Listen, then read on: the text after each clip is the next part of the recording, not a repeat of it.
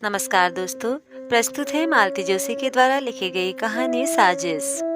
पूरे घर में एक तनाव सा व्याप्त है।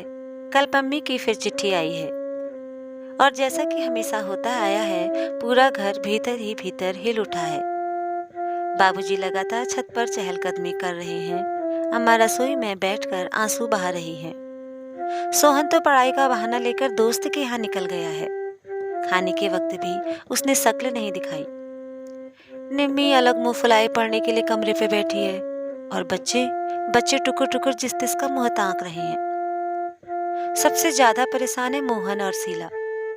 संकोच के मारे बेचारे अपने से ही आंख चुरा रहे हैं। दोनों ने जैसे अपने होंठ सी लिए हैं। डरते हैं कोई ऐसी वैसी बात मुंह से न निकल जाए जो बारूद के ढेर में चिंगारी का काम करे। वैसे ही दोनों हमेशा से कटघरे में खड़े हैं। घर में अच्छा बुरा जो भी होता है सब उन्हीं के सर पर आता है।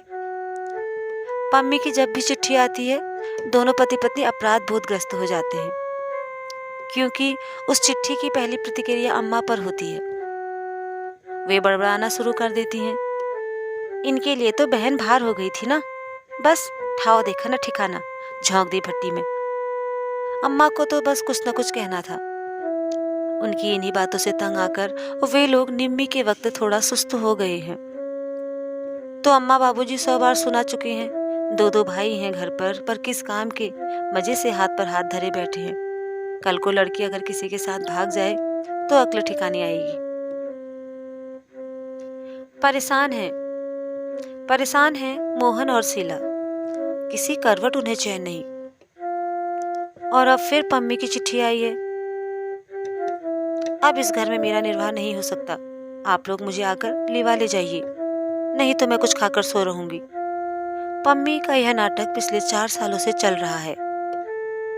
5 साल के वैवाहिक जीवन में मुश्किल से 1 साल शांति से गुजरा होगा। पता नहीं कब क्या हो जाता है और वह अपनी लड़की को गोद में उठाकर यहाँ चली आती है। शुरू में तो सब उसे हाथों हाथ लेते हैं। सबको उससे सहानुभूति भी थी। बाबूजी खुद जाकर 2-4 बार समधी जी से बेटी के लिए किए अनकिए अपराधों की माफी मांग आए। 2-4 बार दामाद को घर बुलाकर समझाया बुझाया गया, पर हर बार कोई क्या करे। अब तो खींच सी होने लगी है। पम्मी जब भी आती है, घर का बना बनाया रूटीन तहस नहस हो जाता है। बजट की धज्जियां उड़ जाती हैं। शीला तो उन दिनों अपने सारे अरमानों की भावनाओं की गठरी बनाकर मन के एक कोने में पटक देती है, क्योंकि और सब लोग तो अपने अपने काम पर बाहर निकल जाते हैं। पम्मी की दर्द भरी दास्तान और अम्मा के ताने उसी के हिस्से में आते हैं। यह तो वह किसी तरह सह जाती है, पर जब उसके फूल से बच्चे उपेक्षा का शिकार होते हैं तो उसका खून खौलने लगता है। उनके कपड़े खिलौने, यहाँ तक दूध में भी पम्मी की मुनमुन का हिस्सा निकालना पड़ता है। दिन भर दादा दादी की डांट पड़ती है सो अलग।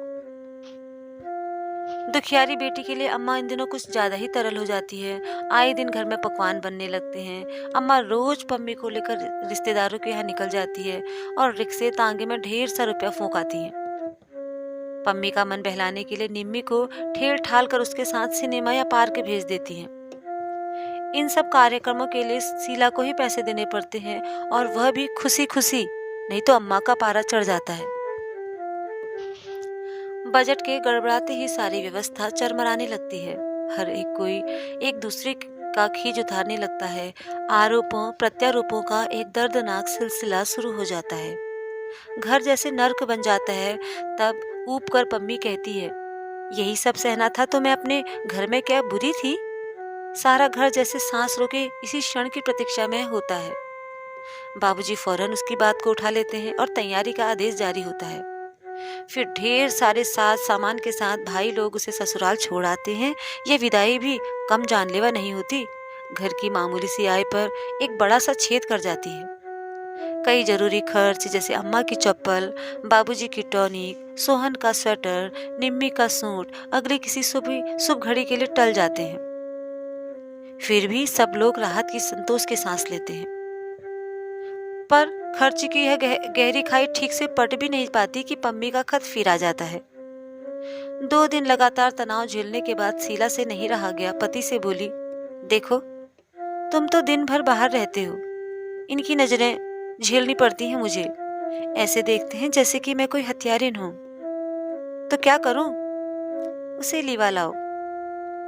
इसका मतलब क्या होता है जानती हो ना? जानती हूँ, पर उपाय ही क्या है? कल को अगर कुछ हो गया तो जिंदगी भर सबके ताने उलाहने सुनने पड़ेंगे। सुबह दफ्तर जाते ही मोहन ने सबके सामने सबको सुनाते हुए सोहन से कहा, ये 200 रुपये रखो और दोपहर की गाड़ी से निकल जाओ। कहाँ? जयपुर। पम्मी को लिवा लाओ, फिर यहाँ जैसा होगा भुगत लेंगे। अम्मा का चेहरा एकदम खिल उठा। वे बड़ी आशा से सोहन को देखती रही, पर वह पत्थर की मूर्ति की तरह निश्चल खड़ा रहा। रुपयों को उसने छुआ भी नहीं। आखिर मोहन को पूछना ही पड़ा, क्या सोच रही हो? भैया, दीदी का आना क्या 2 महीने के लिए टल नहीं सकता? क्यों? क्यों क्या? जानते हो ना यह मार्च का महीना है। आपको अपने टीपू मीनू की चिंता न सही, मेरा और निम्मी का तो ख्याल कीजिए। दोनों की परीक्षाएं सर पर हैं। इस समय तो कोई मेहमान अखरता है। दीदी तो फिर आप जानते ही हो, आते ही सारा वातावरण गंदा कर देती हैं। घर में पाँव रखने की भी इच्छा नहीं होती। पढ़ाई क्या खाक होगी? आप तो खुशकिस्मत है छोटे भैया, निम्मी ने सुर मिलाया। घर में पाँव देने की इच्छा न हो तो दोस्त के घर जरूर पढ़ सकते हैं। हम क्या करें? दीदी आती है तो इतना काम फैल जाता है। वे तो किसी के काम में हाथ भी नहीं बटाती, बस दिन भर बैठती बिसूरती रहती हैं और अपनी बिटिया तक को भी नहीं संभालती, उसे भी हम पर थोप देती हैं। अम्मा एकदम हतप्रभ थी। तुम दोनों अपनी सगी बहन पर जहर लगा रही हो? वाह रे कलजुग। मगर शीला खुश थी। अच्छा हुआ कि अम्मा जी जान तो गई। पम्मी का आगमन सारे घर के लिए कितना अनचाहा अध्याय है। सबसे ज्यादा खुशी तो इस बात की है कि जो कुछ कहा सोहन ने कहा, निम्मी ने कहा, मोहन और शीला के सर कुछ कोई बुराई नहीं आई। उसके बाद वह प्रसंग एक तरह से समाप्ति हो गया। बाबूजी ने पम्मी को लिख दिया कि बच्चों की परीक्षाओं के बाद वो खुद आकर उसे लेवा ले जाएंगे। इसी आशय का एक अनुरोध पत्र उन्होंने समधी जी को भी लिख दिया। मोहन से कह दिया कि एक आध पत्र तुम बहनों को लिख देना। हम उम्र हैं दोनों, 2 बातें वह प्यार से समझा देंगे। लेकिन इस बार पम्मी ने किसी का इंतजार नहीं किया। वे छुटकारे की सांस ठीक से ले भी न पाए थे कि रोती झांकती आ पहुंची। उसे देखते ही सबके चेहरे फक पड़ गए। उस दिन घर में उत्सव का सा वातावरण था। मोहन ने अपने एक परिचित को सपरिवार आमंत्रित किया था। यह निमंत्रण अनायास या अहेतुक नहीं था। निम्मी के लिए उस घर में बात चलाने की योजना थी। वे लोग इस बहाने से घर को, निम्मी को देख लें, यही इच्छा थी। घर को उस दिन विशेष रूप से संवारा गया था। निम्मी भी सजी धजी गुड़िया सी बैठी थी, इतनी चुप चुप जैसे कि मुंह में जुबान ही न हो, और सबने भी अपनी बेहतरीन पोशाकें पहन ली थी। शीला की जिद करके सास को भी कलफ लगी साड़ी पहना दी थी। वे मिस्री की डाली बनी मेहमानों से बातें कर रही थी। बाबूजी सबके बीच चुपचाप बैठकर सामने वाली पार्टी को आंक रहे थे, परख रहे थे। शीला रसोई में व्यस्त थी। सोहन बाजार के चक्कर काट रहा था। मौका लगते ही बहन को चिंगोटी काट लेता था। माहौल खुशी से सरोबार था कि पम्मी घर में भूचाल की तरह दाखिल हुई। आते ही उसने बुक्का फाड़कर रोना शुरू कर दिया। मुझे वहां भट्टी में झोंक कर यहाँ बैठकर गुलछरे उड़ा रहे हैं। इतनी चिट्ठियां लिखी, पर कोई झांकने भी ना आया। किसी को परवाह नहीं कि पम्मी जिंदा है या मर गई। इतनी ही भारी लगती हूँ तो हाथ पांव बांध कर कुएं में क्यों नहीं फेंक देते? बार बार तो तंग नहीं करती, पर जब आपके पास देने के लिए कुछ नहीं था तो मेरी शादी ही क्यों की? लड़के वालों के सामने अच्छा खासा नाटक हो गया। महफिल तो उखड़नी ही थी। बार बार समायासना करके उन लोगों को विदा किया। उनके यहाँ से क्या जवाब आएगा, यह तो अब करीब करीब निश्चित हो गया था।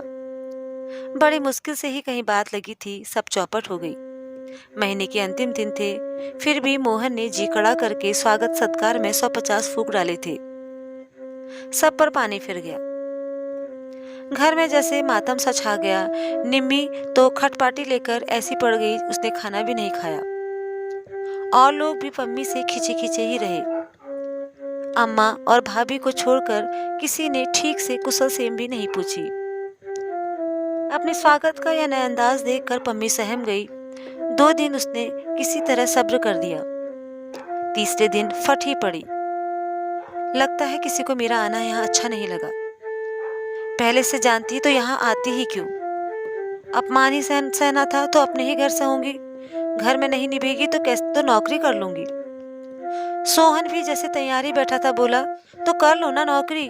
जिंदगी पर भैया भाभी की छाती पर मूंग दलना क्या जरूरी है? जब मन होता है मुंह उठाकर चली आती हो।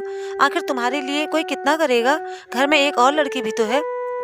आती हूँ तो अपने बाप के घर आती हूँ, पम्मी ने तमक कर कहा। तुम्हारे दरवाजे पर आऊं तब आंखें दिखाना। बाप का घर कहकर सोहन बाहर चला गया। वह अपने दिल का गुब्बार निकाल चुका था। सुखी है सोहन, अविवाहित है, इसलिए मन की बात बटोर कर कह डालता है। कोई यह नहीं कह सकता कि बीवी ने उसके कान भर दिए हैं। अपमान से पम्मी के आंसू निकल आए। सबसे ज्यादा दुख तो इस बात का हुआ कि सोहन इतनी बड़ी बात कह गया और बाबूजी कुछ नहीं बोले। जिनके बल पर वह अकड़ रही थी, कानों में रुई दिए वे चुपचाप छत की कणियां गिनते रहे। बाबूजी, उसने कातर स्वर में पुकारा। सब सुन रहा हूँ बेटे। बाबूजी। बाबूजी ने उसी तरह छत की ओर निर्निमेष देखते हुए कहा। पर सच बात यह है बेटा कि अब तुम्हारे बाप का घर कहाँ रहा। सब तो चूक गया है। पेंशन जो मिलती थी वह दवाइयों के लिए पूरी नहीं होती। बेटे के भरोसे जी रहा हूँ। अपनी लंबी चौड़ी गृहस्थी उसके गले मरकर बैठ गया हूँ। उसका बोझ और कितना बढ़ाऊं।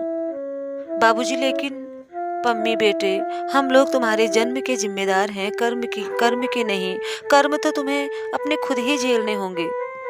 सुख दुख जो भी हो अपने घर पर ही सहो बिटिया। कल को तुम यहाँ आकर बैठ जाओगी तो बताओ निम्मी को कौन स्वीकारेगा?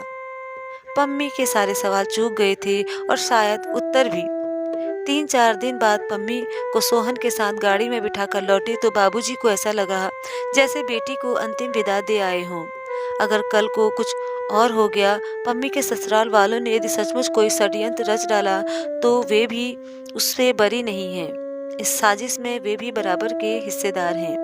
दोस्तों, कहानी सुनने के लिए धन्यवाद। अगर कहानी अच्छी लगी तो प्लीज़ चैनल को लाइक करें, शेयर करें और सब्सक्राइब करना ना भूलें।